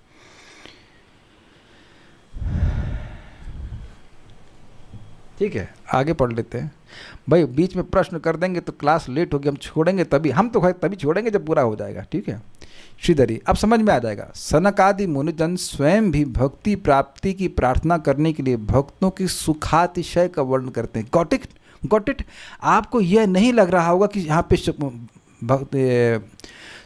क्या नाम है, चार कुमार ये कह रहे हैं हमें भक्ति दे दीजिए, कहाँ लिखा है बताइए? इसमें नहीं लिखा है, लेकिन देखिए कितना सूक्ष्म विचार है। वो कह रहे हैं भगवान से कि आपके भक्तों को कितना सुख मिलता है। किससे बोल रहे हैं? भगवान से बोल रहे हैं। तो भगवान तो इनको भी प्रेम करते हैं, चार कुमारों को, तो कह रहे हैं हमको भी भक्ति दे दीजिए ना। ये कहने के द्वारा कि भक्तों को अत्यधिक सुख मिलता है, इस ब्रह्मानंद से भी अधिक सुख मिलता है, ब्रह्मानंद मोक्ष का सुख, तो उसके द्वारा कहने कि हमको भी भक्ति प्रदान कीजिए। कितना अमेजिंग है ना। इस श्लोक को सुन करके नहीं समझ में आ रहा है, लेकिन ये अर्थ श्रीधर स्वामी कितना सुंदर ले रहे हैं कि हमको भी भक्ति प्रदान कीजिए। बहुत अच्छा है, ये बहुत अच्छा है। देखिए, अगर कहीं हम प्रसाद के लिए जाते हैं, मतलब साधु जीवन की बात कर रहे थे, तो हम लोग कुछ एक्स्ट्रा चाहिए तो माता जी ये खीर बहुत अच्छी बनाई, अरे ये लीजिए। तो हम ये नहीं कहने कि और दीजिए, लेकिन वो कहने का आशा ये अमृत जैसी खीर है। अब माता जी तो सारा वारिए लीजिए और लीजिए। तो आप समझ रहे हैं कि जब आप किसी वस्तु की तारीफ कर रहे हैं तो इनडायरेक्टली आप ये बोल दो कि आपको वो चाहिए। तो यहाँ कह रहे हैं कि ये भक्ति की प्रार्थना कर रहे हैं। वे कहते हैं कि हे प्रभु, जो भक्तजन आपके चरणों को ही अपना एकमात्र रक्षक मानते हैं तथा आपकी मनोहर तथा पवित्र कथाओं के कुशल रसज्ञ हैं, वे आपके द्वारा दी जाने वाली मुक्ति को भी अधिक महत्व नहीं देते हैं। अतएव जिस इंद्र इत्यादि के पद को केवल आपकी थोड़ी सी भवों के टेढ़ी कर देने मात्र से भय उत्पन्न हो जाता है, उस इंद्र आदि के पद को वे क्यों प्राप्त करना चाहेंगे। हम लोग सुन भी चुके हैं कैसे 18वें अध्याय भगवद गीता की महिमा में एक व्यक्ति 5 श्लोक गीता के पढ़ता था, जाके इंद्र के पद को हिला दिया उसने। वो आया, जो इंद्र थे उसको हटा दिया गया, उसी के चेलों ने हटा दिया जो उसको चामर कर रहे हैं, वो उसको उठा करके नीचे फेंक दिया, हट यहाँ से। और नए व्यक्ति को, ये तो हालत है। कितना कितना एम्बैरेसिंग होगा कि आप, जो वेद बात नहीं, इमेजिन कि आप स्वर्ग की इंद्र हैं और मैं आपका चामर डुला रहे हैं, इतने में नया व्यक्ति आया, अगर हटो भैया से, उसके बाद वही सेवक नए व्यक्ति को बिठा दिए। तो ये हालत खराब। अच्छा, ये भी आप जानेंगे 8वें स्कंद में कि कैसे इंद्र हैं। एक दिन देखा कि बलि महाराज पूरी सेना लेके आ गए, वो भाग गए, युद्ध भी नहीं किए, इतना घबरा गए कि वो भाग गए वहाँ से, और कई हजार साल तक उनको अब स्वर्ग का राज्य नहीं मिला। तो स्वर्ग हो भी तब भी राज्य हिल जाता है, सरकार चेंज हो जाती है। ऐसा तो नहीं कि वैकुंठ के कोई पार्षद गया, अजामिल को लेके 4 वैकुंठ के पार्षद गए और कहे अच्छा तुम इसको लाए हो तो एक तुम छूट जाओ वहाँ पे और यहाँ जगह कम है। ऐसा तो कुछ भी नहीं है। एक बार वैकुंठ पहुँच गए तो वैकुंठ पहुँच गए। अतएव हाँ, ये हो गया। तो हम बता रहे थे कि इंद्र का पद जो वह भय से युक्त है। उस इंद्र आदि के पद को वे क्यों प्राप्त करना चाहेंगे, नहीं करना चाहेंगे। सारा दर्शनी आपके साक्षात्कार की बात ही क्या है, मतलब हम ये जो आपको देख रहे हैं सामने, इसका तो कहना ही क्या, आपके अप्रत्यक्ष उपस्थिति में भी आपकी कथा कीर्तन का आनंद ब्रह्मानंद से अधिक होता है। ये इस श्लोक से कहा गया। ये समझे बात, ये बड़ी मज़ेदार बात है। आप कभी किसी से मिले ना हो लेकिन उसके गुणों को सुन सुनकर सुखी हो, तो उस व्यक्ति को मिलेंगे तो कितना सुखी होंगे। जैसे एक भक्त सुयशा माता जी हमको कह रही थी कि परम पूज्य राधा गोविंद महाराज मायापुर में थे, तो उनके घर से दुर्गापुर से पास में है, तो उनकी इस प्रिया हुई कि महाराज जाके मिले। तो महाराज की कथा सुनी, महाराज के गुणों को कुछ सुनी, तो उनकी इच्छा हुई कि महाराज से मिले। तो कुछ भेद देख रहे कि नहीं, किसी के बारे में केवल सुना हो और फिर उसके बारे में उसको जाके मिले तो उसको और सुख मिलेगा कि नहीं मिलेगा। तो यहाँ पे उस तरह से कहते लगा रहे हैं कि आपको देख भी ना, कोई देखा भी ना हो, आपके श्रवण कीर्तन में इतना सुख है जो ब्रह्मानंद में भी नहीं। एक बड़ी इंटरेस्टिंग बात है कि श्रवण कीर्तन ब्रह्म ज्योति में अवेलेबल ही नहीं है, श्रवण कीर्तन तो पृथ्वी में अवेलेबल है। इसीलिए कहा निगम कल्प तरोर गलितम फलम सुख मुखादमृत द्रव संयुतम पिबत भागवतम रसमालयम मुहुरहो भुवि भाव का।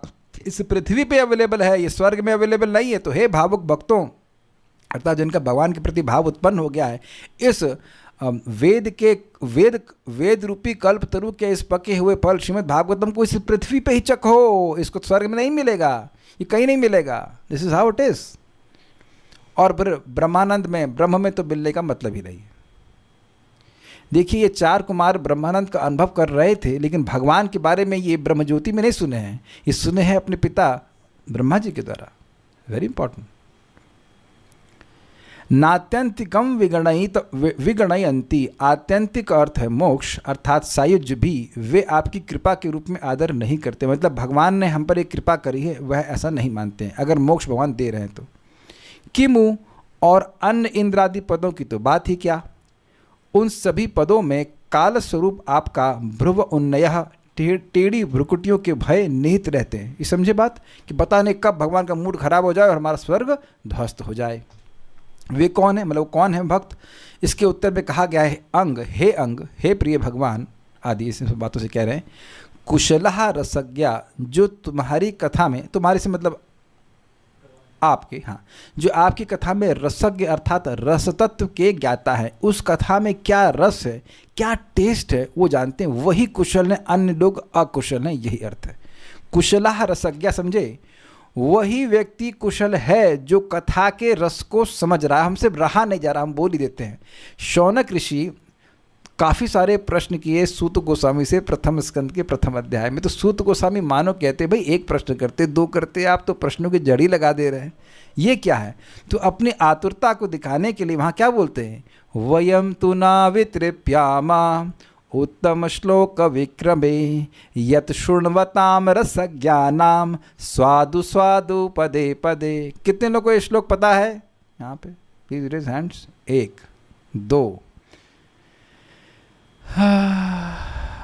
ठीक है, वेरी गुड। इसका अर्थ बताने का प्रयास करूँगा, हमको बहुत अच्छा लगता है।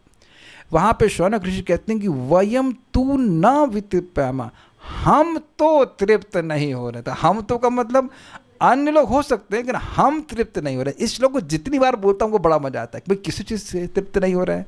कह रहे हैं कि उत्तम श्लोक विक्रम है, हम तो तृप्त नहीं हो रहे का मतलब यज्ञ करके तृप्त हो गए, यज्ञ नहीं करना है, लेकिन भगवान उत्तम श्लोक के विक्रम, उनके लीला कथा से हम तृप्त नहीं हो रहे हैं। तो हाँ, अब देखिए वेदवादिनी बोलना शुरू कर रही हैं, वेद का वादन कर रहे हैं कि उत्तम श्लोकों से जिनका यश बोला जाता है, विक्रम को कहा जाता है, या उत्तम लोग उत्तम श्लोकों से इनके यश को कहते हैं, या जिनका यश उत्तम है, तम से श्रेष्ठ है, यह श्रेष्ठ कराने वाला, दोनों अर्थ, 4 अर्थ आ गए इसके। तो ऐसे भगवान के यश से हम तृप्त नहीं हो रहे हैं। तो प्रश्न है क्यों तृप्त नहीं हो रहे हैं? तो कह रहे हैं यत शृण्वताम। शृण्वताम का क्या मतलब है? हम सुन रहे हैं। सुनने से क्या आशय है?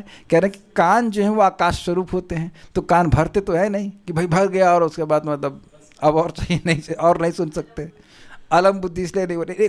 एक ये भी कारण है कि चलो कान नहीं भर रहे हैं, लेकिन अगर मान लीजिए कथा ही यही समझ में आ रही है तो फिर लगता है काहे इतना बोल रहा है, क्यों बोल रहा है? तो इसलिए कह रहे हैं कि रसज्ञा, अगर समझ रहे कोई नाटक हो रहा है और नाटक में क्या कहते हैं, नृत्य नाटिका, तो अलग अलग ऐसे से, ये इसका क्या मतलब बताइए?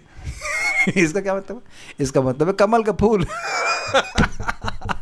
अब मैं मान लीजिए नाटक कर रहा हूँ ऐसे करके ही, तो आप नहीं समझ में। आप देखो कभी जो गूंगे होते हैं और बहरे होते हैं, उनके लिए ऐसे ऐसे करके कुछ करते हैं, तो अब अपने को समझ में नहीं तो बोल क्या रहा है। और मान लीजिए सारी न्यूज़ वैसे ही हो तो कहेंगे ये क्या हो रहा है। सोचिए मैं ऐसे कहूँ कि हाथ चलाता रहो तो आप समझे नहीं ये बोल क्या रहा है। तो अब रसज्ञ का मतलब है कि उस रस को समझने वाले भी हैं। और कभी कभी क्या होता है कि भाई जैसे एक सुबत श्रीधर स्वामी कहते हैं कि मतलब गन्ना है, तो गन्ने का जूस आप पी रहे हो चबा चबा कर, लेकिन जूस खत्म हो जाता है। तो कह रहे ऐसा भी नहीं कि कथा का रस समाप्त हो रहा है, स्वादु स्वादु पदे पदे, हमें पद पद पर कथा का रस मिल रहा है, इसलिए हम तृप्त नहीं हो रहे। हम रसज्ञ शब्द पे कह रहे थे। सब जो रसज्ञ हैं, जो वाकई रस से को जानने वाले हैं, वो कथा में कभी रुकते ही नहीं। आपने देखिए विदुर जी उद्धव जी बात कर रहे हैं, पूरी रात बीत गई, पूरी रात बीत गई। परम पूज्य राधानाथ महाराज बांग्लादेश की यात्रा कर रहे थे, हमें एक भक्त बता रहे थे, तो कथा करना शुरू किए, पता नहीं 8 बजे शायद रात में शुरू किए, जो भी शाम को 6 बजे शुरू किया, मुझे 8 बता रहा हूँ, और रात के 2 बजे तक कथा चलती रही।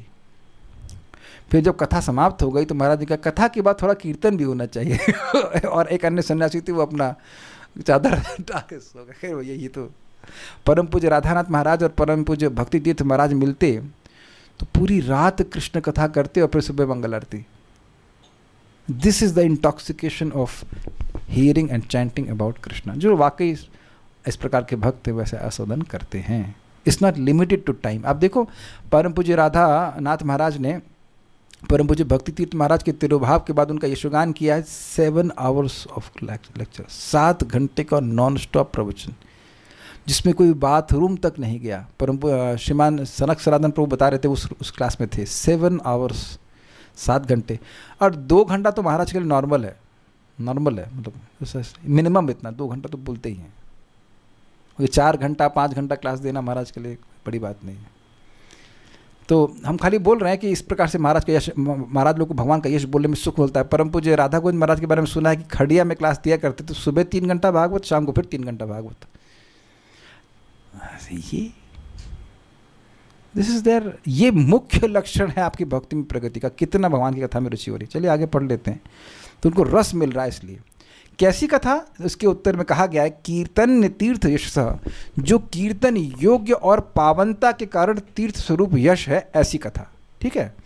या फिर यह भवतः पद का विशेषण है। भवतः मतलब आपके, अर्थात कैसे तुम हो। इसके उत्तर में कहा गया कीर्तन तीर्थ यश, जिनका कीर्तन योग्य जिनका यश कीर्तन योग्य और तीर्थ स्वरूप पवित्र करने वाला यश है, ऐसी तुम्हारी कथा का रस जो लोग आस्वादन करते हैं वही कुशल है। कहने का मतलब है कि दो बात हो सकती है, कीर्तन ने तीर्थ यशसा जो शब्द है ये कथा को क्वालिफाई कर सकता है कि कथा जो है कीर्तन योग्य है और तीर्थ के समान पवित्र करने वाली है, या आपकी कथा कैसी है,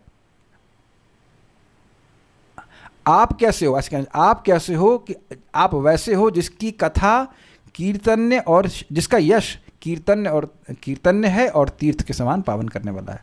तो इस तरह से अर्थ समझ सकते हैं, यानी भगवान का विशेषण हो सकता है ये, या फिर कथा का हो सकता है। तात्पर्य, भगवत भक्तों द्वारा जिस दिव्य आनंद का भोग किया जाता है वह अल्पज्ञों द्वारा भोगे गए भौतिक सुख से सर्वथा भिन्न है। अल्पज्ञों का भोग आप समझ ही नहीं, इंद्रिय तृप्ति। भौतिक जगत में अल्पज्ञ लोग वरों के 4 सिद्धांत में लगे रहते हैं जो धर्म, अर्थ, काम तथा मोक्ष कहलाते हैं। अल्पज्ञ इसलिए कि उनमें बहुत कम सुख मिलता है। सामान्यतः वे किसी भौतिक वर को प्राप्त करने के लिए धार्मिक जीवन अपनाते हैं जिसका उद्देश्य इंद्रियों को तुष्ट करना है।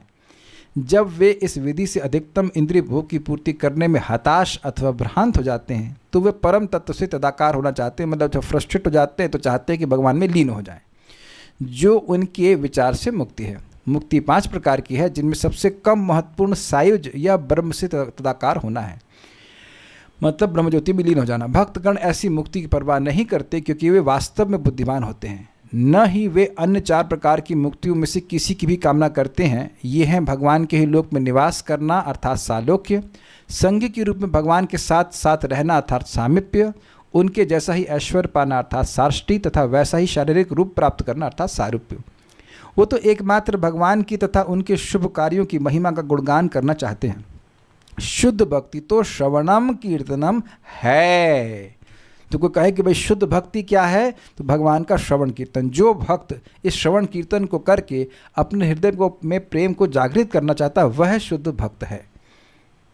Is it okay? ये भक्त पूछ रहे थे कि शुद्ध भक्त कैसे जाने, तो कोई भी व्यक्ति अगर भगवान की भक्ति स्पेशली श्रवण कीर्तन कर रहा है ताकि उसके हृदय में भगवान के प्रति प्रेम जागृत हो जाए तो वह शुद्ध भक्त है, चाहे वो बिल्कुल कचरे से युक्त क्यों ना हो। बहुत सारे अनर्थ भी हैं, लेकिन मन में संकल्प ये है, लालसा ये है कि इस श्रवण कीर्तन के द्वारा मैं शुद्ध हो जाऊं और मेरे हृदय में जो सुप्त प्रेम वो जागृत हो जाए, तो वह भी शुद्ध भक्त है। प्रमाण है भगवद्गीता 9.30, अपि चेत सुदुराचारो भजते मामानन्य भाग साधुरेव समन्तव्य सम्यक व्यवस्थितो हि सः। ये बात है। अब कोई कहेगा प्रभु जी हमारी तो भौतिक लालसा है, देखते हैं कब तक रहती है। जब आप बार बार प्रभुपाद जी के तात्पर्य को सुनते रहेंगे तो आप में और मुझ में, हम सभी में विवेक आ ही जाता है। बल्कि जिन भोगों को मांगते हैं या उनके प्राप्त होने पर भी हे बुद्धि होती कि हम कहाँ कचरे को मांग रहे हैं। Because nobody can make me happy. मेरी इंग्लिश समझ रहे हैं? कुछ समझ रहे हैं? No dash body can make me happy. कोई भी बॉडी, कोई भी समझे कोई बॉडी कैन हमको सुखी नहीं कर सकती है। Someone can make me happy and that one is Krishna, but no body. Got, समझ गए? Got it? ना मेरी बॉडी ना दूसरे की बॉडी है कि नहीं? कोई बॉडी सुखी नहीं कर सकती है। हे बुद्धि पे भी छोड़ा जाता भले हेता अनुभव हो गया हो। पता नहीं क्या समझ में नहीं आया, इंग्लिश में टाइप कर दीजिए, हिंदी नहीं समझ में आई आपकी। ओके, कहाँ थे हम लोग? सारूप वे तो हाँ, शुद्ध भक्ति तो श्रवणम कीर्तनम है। जिसे उसको समझिए कुछ कॉम्प्लिकेटेड नहीं है। जब हम लोग प्रसाद पा लेते हैं तो संतुष्ट हो जाते हैं ना, फिर कुछ इच्छा नहीं रहती कि और कुछ खाएं कुछ नहीं खाएं, कुछ भी नहीं मन करता। उसी तरह से भक्ति इतना संतुष्ट करने लगती है व्यक्ति को कि हमको भक्ति चाहिए, हमको मुक्ति नहीं चाहिए। वो सहज रूप से ऐसे हो जाते हैं। भक्ति करते करते सहज ऐसा सुख मिलने लगता है व्यक्ति को। यू कांट इमिटेट इट, लेकिन भक्ति करते करते अपने आप व्यक्ति का जैसे जैसे हृदय पवित्र हो जाएगा उसको अनुभव होने लग जाएगा। भगवान की महिमा के श्रवण तथा कीर्तन में दिव्य आनंद लेने वाले शुद्ध भक्त किसी प्रकार की मुक्ति की परवाह नहीं करते। यदि उन्हें 5 मुक्तियां भी प्रदान की जाएं तो वे अस्वीकार कर देते हैं, जैसा कि भगवान की भागवत के 33 स्कंद में बतलाया गया है। दीयमानम न गृह्णन्ति बिना मत सेवनम जनई, ये भगवान ने बोला है। सालों के सामिप्य साष्टम सायुज्यम अपि उत दीयमानम न गृह्णन्ति बिना मत सेवनम जनई। ये बताया है कि शुद्ध भक्त कैसे होते हैं कि सालों के सामिप्य साष्टि सामिप्य, सालों के साष्टि सामिप्यम सायुज्यम अपियुता। तो कह रहे हैं कि सालों के 4 प्रकार की वैष्णव मुक्ति दूं या सायुज्य मुक्ति भी दे रहा हूं तो भी वह उसको स्वीकार नहीं करते। देता हूं तो स्वीकार नहीं करते, तो मांगने की तो बात छोड़ दीजिए। कुछ समझ रहे हैं?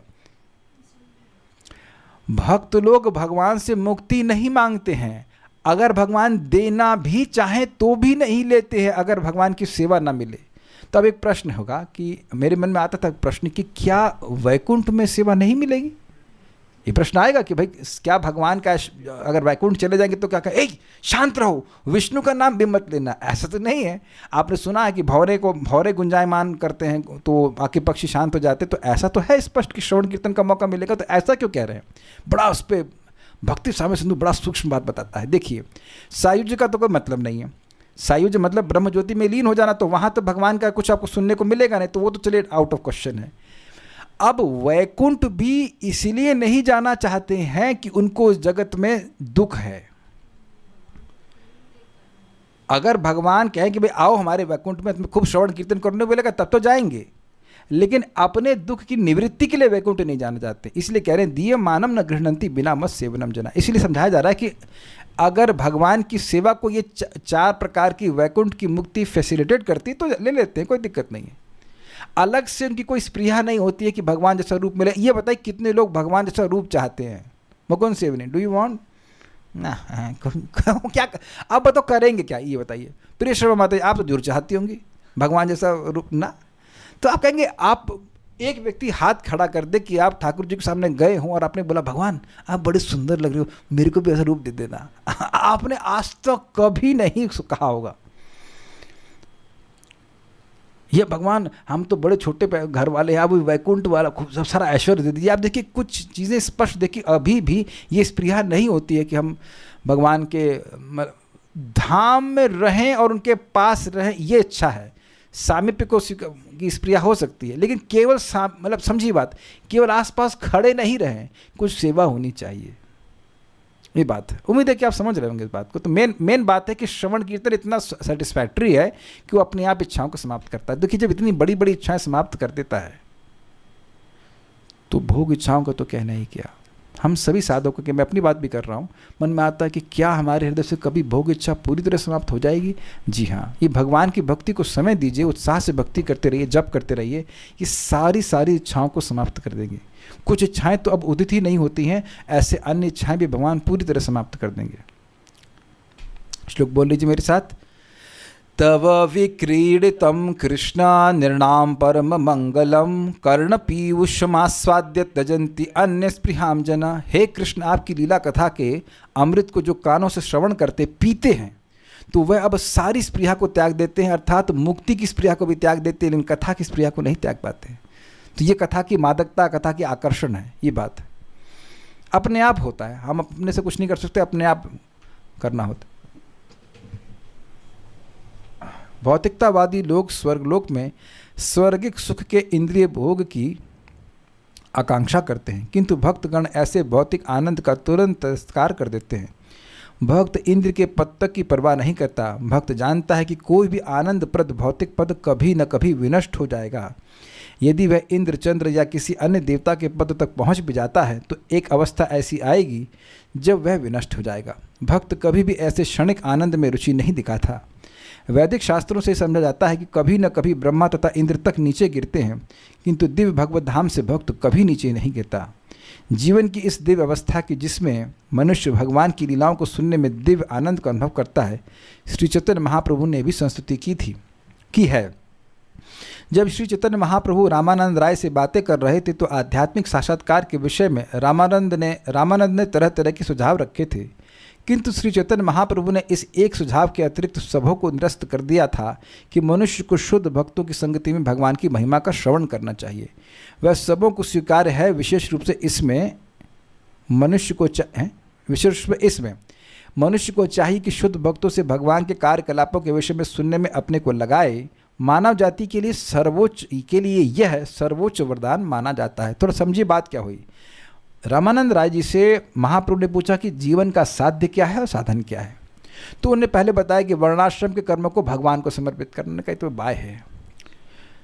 फिर उन्होंने कहा कि कर्म को त्याग देना, संन्यास लेना इत्यादि। फिर महाप्रभु ने ये बाय है। तो वहाँ पर जब उन्हें बोला कि भगवान ज्ञाने प्रयास मुदपस्य नमंत एव जीवंत सन्मुखरितम भवदीय वार्ताम स्थाने स्थितः श्रुतिकताम तनुवांग मनोभि ये प्रायशो जितो जितोप्यसित स्त्रीलोक। ये श्लोक कोट किए तब महाप्रभु ने कहा कि ए तो है, मतलब इस श्लोक का मतलब ये है 10.14.4 if I am not wrong Bhagavat, कि ब्रह्मा जी कह रहे कि हे भगवान, जो अपने ही स्थान में स्थित रह करके जहाँ हैं ब्रह्मचारी गृहस्थ वानप्रस्थ जो कुछ है, लेकिन भगवान के भक्तों से आपकी कथा को सुनते हैं, अपने शरीर को लगाते हैं, वाणी को लगाते हैं, मन को लगाते हैं, तो यद्यपि आप तीनों लोकों में किसी के द्वारा जीते नहीं जाते, फिर भी ऐसे भक्त से आप जीत लिए जाते हो, बिकॉज उसको इस प्रकार से करने से भगवान के प्रति प्रेम जागृत हो जाता है।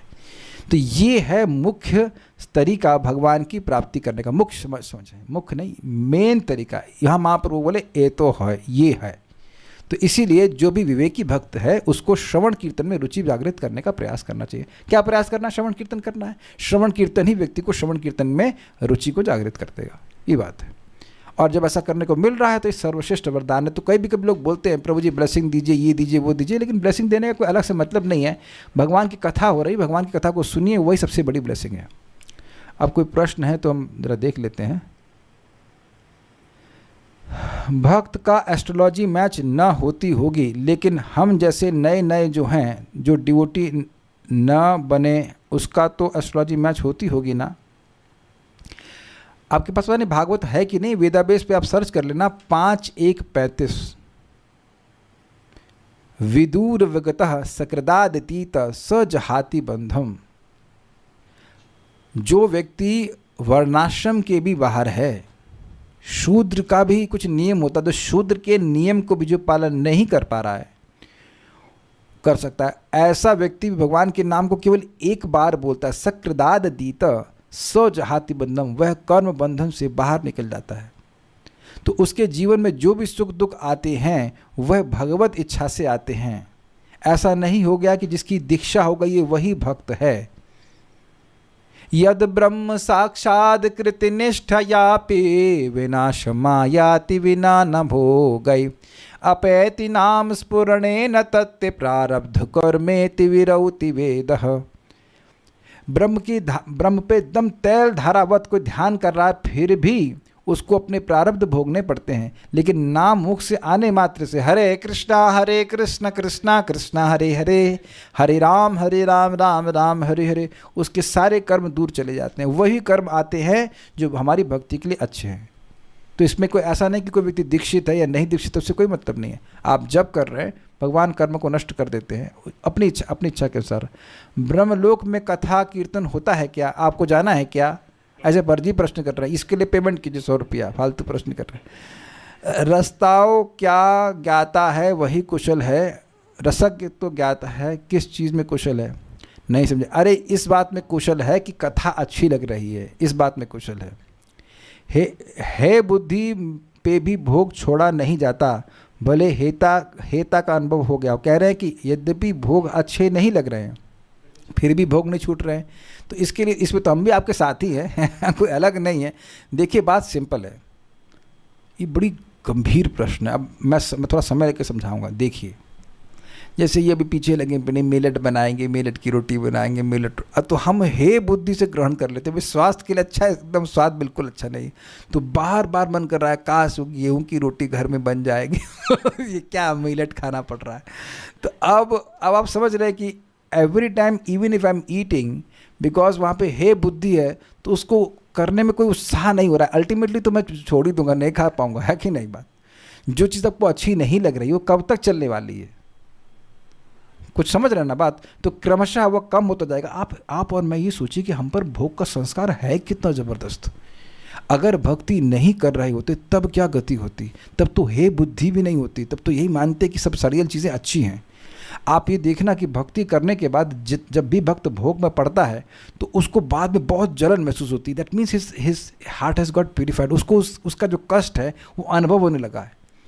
तो कुछ समय ज़रूर लगेगा, लेकिन भक्ति अच्छे से करें तो ज़रूर हम चीज़ों को छोड़ पाएंगे, है कि नहीं? अब यहाँ तो चाय सभी ने छोड़ ही दी होगी ना, मतलब ऐसा पूछ रहा हूँ, किसी का रह तो नहीं गया चाय का अनर्थ आप अभी भी चाय पीती हैं? अच्छा नहीं, छोड़ दिया, ठीक है, वहाँ लाइक दैट। तो बाकी भी चले जाएंगे, घबराइए मत।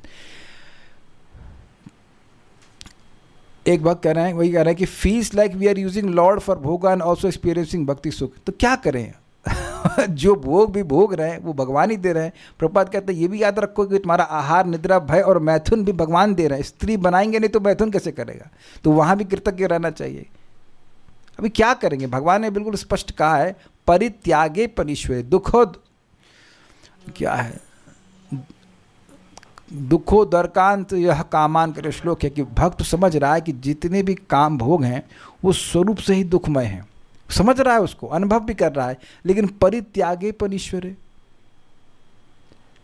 श्लोक शुरू होता है 11वें स्कंद का है, जात श्रद्धा मई कथा मद कथासुवा निर्वण्ण सर्व कर्मसु। वो सारे कर्मों के प्रति अब निर्वण्ण हो गया, उसे कर्म योग, ज्ञान योग, किसी में कोई इंटरेस्ट नहीं है। और भगवान की कथा में इंटरेस्ट है, श्रद्धा आ गई। दुखो दरकांश यह कामान परित्याग के पनिश्वर। वो जान रहा है कि जितने भी भोग हैं वो सब व्यर्थ हैं, लेकिन त्याग नहीं पा रहा है। तो उसका कहते हैं ततो भजेत माम प्रीता श्रद्धालु दृढ़ निश्चय। भाई सुन लो, श्लोक बड़ा मजेदार है। ततो भजेत माम प्रीता, फिर उसको क्या करना चाहिए? उसको मेरा प्रीतिपूर्वक भजन करना चाहिए। श्रद्धालु दृढ़ निश्चय, श्रद्धापूर्वक और दृढ़ निश्चय। दृढ़ निश्चय क्या है कि ब्रह्मा जी भी आकर मुझे अगर निष्काम कर्म योग देंगे, मैं नहीं लेने वाला कि भाई तुम अपने हृदय को शुद्ध करने के लिए ये कर लो ना, हम भगवान की भक्ति ही करेंगे। और चाहे मैं अपने अपराध के लिए नरक में भी क्यों ना चला हूँ, जाने तो होने वाला, लेकिन नरक में भी क्यों ना चला जाऊँ तो भी मैं भक्ति नहीं छोड़ने वाला, ऐसी उसके विश्वास होता है। तो इस प्रकार भगवान उसको शुद्ध कर देंगे। सामीप्य भले ले ले सेवा कर, ठीक है। भक्त 4 वैष्णव मुक्ति भी नहीं चाहता बिना भागवत सेवा के, और एक तरफ ऐसा है कि हम जप में सुख प्राप्त करना चाहते हैं। तो ये तो हरिदास ठाकुर जी भी चाहते हैं। हरिदास ठाकुर जी महाप्रभु उनको दर्शन दिए, कहे कि क्या चाहते हो? तो कहते हैं मुझे नाम में रुचि नहीं है। झूठ क्यों बोलते हैं समझ नहीं आता, लेकिन कह रहे मुझे नाम में रुचि नहीं, नाम में रुचि दे दी। तो नाम में रुचि की स्प्रिया बिल्कुल सही है। वो बिल्कुल प्रार्थना लिखे हैं, 10 अपराधे ये ना हृदय ना पाशे कृपा करी महाप्रभु मजी नाम रसे। ये 10 नाम अपराध मेरे हृदय को न पकड़े महाप्रभु, मैं आपके नाम के रस में डूबता रहूं। और उसके बाद रूप गोस्वामी बोल रहे हैं, तुम कृष्ण नाम कामम स्फुर में रसने रसे न सदा। हे कृष्ण के नाम आप रस से युक्त होकर मेरी रसना मेरी जीभ पर प्रकट हो रही है। तो जब आचार्यगण प्रार्थना कर रहे तो आप इनके पीछे लग लीजिए, क्या दिक्कत है? भगवान को तो हमारे अच्छे जब से सुख मिलेगा, बट हमको भी तो कुछ सुख मिले ऐसी इच्छा रहती है। तो अब बोल तो रहा हूँ, भगवान को बोल तो रहे हैं आचार्यगण की आपको सुख की प्रार्थना कर रहे हैं, कोई दिक्कत नहीं है। भक्त टाइप का कुछ ना कुछ तो फील नहीं होता है। अच्छा अच्छा अच्छा, ये माता जी कह रहे हैं कि उनको भक्त जैसा फील नहीं होता। अभी कुछ दिन पहले बोल रही थी कि मैं 2 फ़ोन यूज़ कर रही हूँ कि मेरे माता पिता को मालूम चल गया कि मैं कथा सुनती हूँ तो जब्त कर लेंगे। तो आपको नहीं लग रहा है कि आप भक्त हैं, लेकिन आपके माता पिता तो पकड़ लेंगे कि आप भक्ति कर रही हो। मान लीजिए जिसने प्रश्न किया है कि दारू पीती हुई दिख गई तो आपके माता पिता पकड़ लेंगे ना आपको, दारू पी रही है, तो कहने नहीं मुझे फीलिंग नहीं हो रही कि मैं दारू पी रही हूँ, मैं शराबी हूँ। तो आप भले ही ना फील करें, लेकिन दुनिया समझ जाती है। तो जो भी भक्त भक्ति कर रहा है उसको ये कभी लगता है कि मैं भक्त हो गया, but what is this attraction, why are you coming? तो ये जो आ रहे हैं इसका मतलब है कि भगवान की कथा अच्छी लगती, जो टेस्ट है हरि कथा का, यही भक्ति का लक्षण है। सभी भक्त हैं, खाली कवर्ड ओवर है। और क्या है, 5 मुक्तियाँ क्या हैं? अरे अभी तो बताया था सारों के समय पे आदि पढ़ लीजिएगा, पढ़ लेना कुछ तात्पर्य को, सब हमसे पूछते रहेंगे। नारक आदि के डर या शारीरिक कष्ट से मुक्ति के लिए माला जप या कथा सुनना क्या भक्ति है? देखिए, अब आपने जिसने प्रश्न किया वो नरक तो जान ही रही हैं, और शारीरिक कष्ट से मुक्ति कथा से होती है कि नहीं होती है पता नहीं, होती होगी। तो मेरे से तो होता नहीं, मेरा पेट का दर्द तो रहता ही है, कोई दिक्कत नहीं है, लेकिन उसके लिए आपको बताया गया था इलाज कर लीजिए, वहाँ पैसा खर्च नहीं करना चाहती, तो ये बेवकूफ़ी है। आपको बुखार हो रहा है तो उसके लिए कथा मत सुनिए, उसके लिए इलाज करा लीजिए डॉक्टर के पास। कथा सुनिए भगवान से प्रेम प्राप्त करने के लिए। ये बहुत गंभीर बात कह रहा हूँ। परम पूज्य राधा रमन महाराज कह रहे थे कि भक्त अपना कर्म भोग लेते, वो भक्ति के द्वारा कर्म नष्ट नहीं करना चाहते हैं, वो भक्ति से भक्ति को बढ़ाना चाहते हैं। जैसे मान लीजिए आपके पास 100 रुपया है, तो आप सोचेंगे ना कि मैं कहाँ कहाँ इन्वेस्ट करूँ उसको, जो अच्छी चीज़ उसको ले लें और जो अच्छी चीज़ नहीं, जो कम अच्छी चीज़ उसको नहीं लें। तो जो भक्ति कर रहे हैं उसे भक्ति बढ़ाने के लिए स्वीकार करना चाहिए। ये शरीर के दर्द को कष्ट करने के लिए, कम करने के लिए भक्ति नहीं करनी चाहिए। तो आपके जो कष्ट है, माइग्रेन का अगर दर्द है तो कोई डॉक्टर बताए तो है, वहाँ जाने में तो आलस आ रहा है। एक बार भगवान का नाम लेता है उसका उद्धार होता है, तो फिर ऐसे अनेक भौतिकतावादी हैं जो कभी नाम लेते हैं, उनका क्यों नहीं होता? तो आप कैसे जान रहे हैं कि उनका नहीं होता? आप ही निर्णय करने वाले हैं कि होगा कि नहीं होगा। आप ही उद्धार करेंगे। ओके, कौन से अपराध के नरक की बात कर रहे हैं हो आप? कोई भी अपराध, भगवान की सेवा में अपराध हो तो ऐसे कोई नरक नहीं जाना पड़ता है, लेकिन अगर वो बोल रहा है कि कोई भी जाना पड़े तो भी बात है। शरणम कीर्तन में कैसे इंटरेस्ट इंक्रीज करें? अच्छा, दारू में कैसे इंटरेस्ट इंक्रीज करता है? पी करके। कभी भी नहीं पिएगा तो कभी इंटरेस्ट नहीं आएगा। जैसे मैंने भाई भगवान की कृपा से आज तक कभी सब नहीं पिए, तो कभी नहीं पिए तो कभी स्वप्न में भी हमें नहीं आता कि हम शराब पी रहे हैं। हमारा बोल रहा हूँ तो ऐसे बोला, नहीं तो कभी नहीं। ऐसे चाय में भी इंटरेस्ट नहीं था, शराब में तो बिल्कुल इंटरेस्ट नहीं था। तो जब कभी पिए ही नहीं तो कोई इंटरेस्ट आएगा ही नहीं। तो जो सुनेगा उसको इंटरेस्ट आएगा। इसमें परम पूज्य गौर कृष्ण महाराज बड़ा अच्छा कहते हैं, महाराज जी जब करते हैं लेकिन मन नहीं लगता है। तो महाराज बोले तो छोड़ देने से लगने लग जाएगा कि कथा सुन रहे और मन नहीं लग रहा कथा में, तो कथा सुनना छोड़ देंगे तो आपका मन लगने लग जाएगा। सुनते सुनते सुनते जितना मन पवित्र होगा उतना मन लगेगा। क्योंकि जब तो रोज़ होता है कथा सुनने में, कभी माया हमको जीत लेती है, कभी हम माया को जीत लेते हैं। तो जिस दिन माया को जीत ले उस दिन आ जाइए, जिस दिन माया आपको जीत ले उस दिन रोइए और देखिए कि क्या करना क्या। भाई देखो, एक सिंपल सी बात सोचिए, बोलो माया को भाई थोड़ी देर की बात है, 8:30 बजे के बाद आई एम ऑल योर्स, अभी कथा सुनने नहीं दीजिए, अभी कथा सुनने नहीं दीजिए, बाद में आपको हम समय देंगे। मैं सबसे ज़्यादा नालायक हूँ। अरे सॉरी, मैं गलत बोल दिया। प्रभु जी, अब मेरे को बोल रही, मैं नहीं प्रभु जी मैं सबसे ज़्यादा नालायक हूँ, वीडियो ऑन नहीं करती। तो क्या आप ऐश्वर्या राय हैं कि आपको वीडियो ऑन करने की ज़रूरत है? मत करिए, कान से सुनने की ज़रूरत है ना। क्या ज़रूरत है आपको? कोई हीरोइन तो है ना, या वीडियो ऑन करना कि हीरोइन है ना, क्या ज़रूरत है? डेटा बचता है आपका। और अब जब जान रही हैं कि वीडियो ऑन करना अच्छी बात होती है और नहीं कर रहे हैं, तब क्या कहा जाए? फिर तो हम कुछ नहीं कहेंगे। आप हमारी सहायता कर रही हैं आपको भूलने में, है कि नहीं? आपने बोल दिया तो इसलिए मैं कठोर बोल दिया, नहीं तो मैं बोलता नहीं। You are helping me to forget you, simple. मैं परमात्मा तो हूँ नहीं कि भगवान कृष्ण की तरह वेदहं समतीतानि वर्तमानानि च अर्जुना भविष्याणि च भूतानि माम तो वेद न कश्चन। ऐसा तो कुछ है नहीं। कम से कम इतना डोनेशन तो देना चाहिए ना। नहीं तो देखिए, अब हम जिन्होंने प्रश्न किया वो यात्रा के लिए कितना कितना परिश्रम करते हैं, यहाँ जाते वहाँ जाते, टिकट करो ये करो, ना टिकट करना ना कुछ करना, सामने बैठ कर भगवान के बारे में सुन लें तो क्या दिक्कत है? और ठीक है, अब आप नहीं कर रहे तो कम से कम याद मत दिलाइए मेरे को। It's okay, leave it. और क्या है? 5.1.35 श्लोक रीड करने के लिए, तब आप रीड कर लीजिए। आप हमको क्यों बता रहे हैं? हम तो रीड किए हुए हैं, आप पढ़ लीजिएगा। Will stop now, there are no more questions. Srimad Bhagavatam की जय, श्रील प्रभुपाद की जय, निताई गौर प्रेमानंदे।